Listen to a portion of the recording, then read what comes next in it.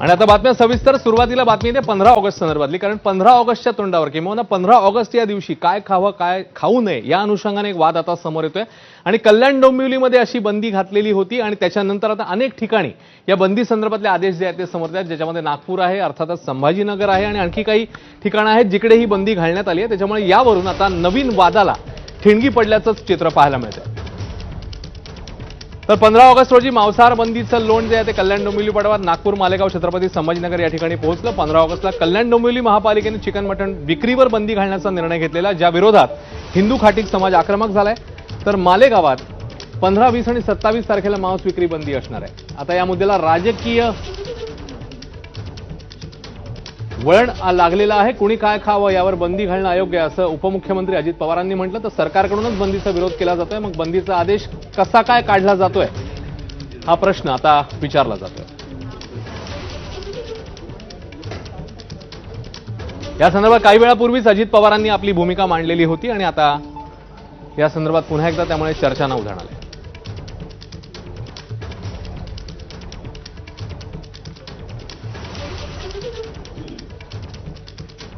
तर चिकन मटण विक्रीवर कुठे कुठे बंदी घालण्यात आलेली आहे 15 ऑगस्टला नजर टाकूया.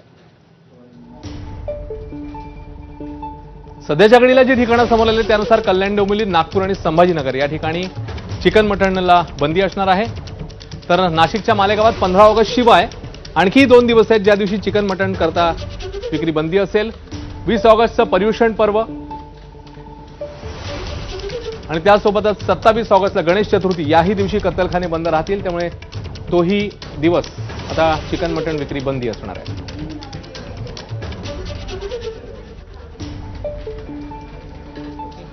या अनुषंगाने उपमुख्यमंत्री अजित पवार काही वेळापूर्वीच नेमकं काय म्हणाले ते बघूया. पण माझं स्वतःचं मत असं आहे की लोकांच्या भावना देखील महत्त्वाच्या आहेत, परंतु भावनेचा आणि श्रद्धेचा विषय ज्यावेळेस येईल त्यावेळेस त्या विषयाकडे त्या अँगलनी बघावं.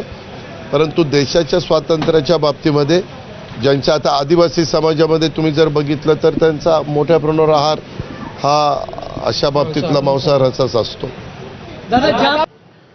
दरम्यान या बंदीवरून आता राजकारणाला सुरुवात झालेली बघायला मिळते, कारण आदित्य ठाकरे त्यासोबतच बाळा नांदगावकर आणि शरद पवारांच्या राष्ट्रवादीचे रवींद्र चव्हाण यांनी नेमकं काय म्हटलं यावर बघूया.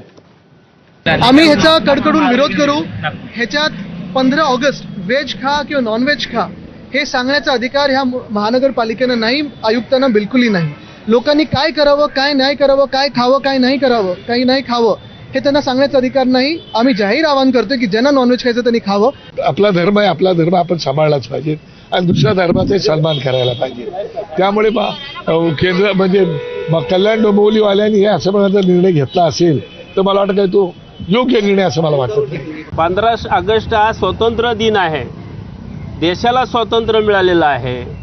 त्या दिवशी त्या स्वातंत्र्याच्या आनंदामध्ये ज्याला जे खायचंय ते त्यांनी खाल्लं पाहिजे. तो संविधानिक अधिकार आहे आणि असा जर अधिकार कोण मोडीत काढत असेल तर त्याचा आम्ही जाहीर निषेध करतो.